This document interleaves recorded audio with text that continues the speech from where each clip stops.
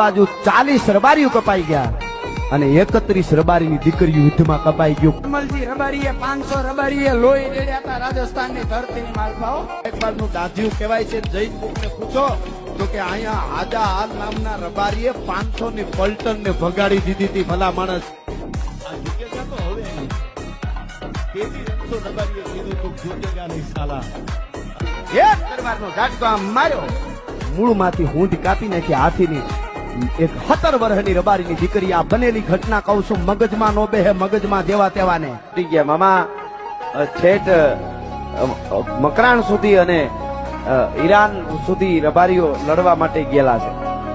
હા, એના ના ઉપરકોટના દરવાજા બહાર જ્યારે ભીમડો એને લઈને નીકળ્યો નવઘણ ને, ત્યારે આલા રબારી નામનો એક માલધારી રબારી હાંટીઓ લઈને ઉભો હતો અને એના હાંટિયાની માથે આખું નાગેર વિંધીને હાડીજર બોડીજર નવઘણ ને ભૂગાડ્યો તો ભલા માણસ.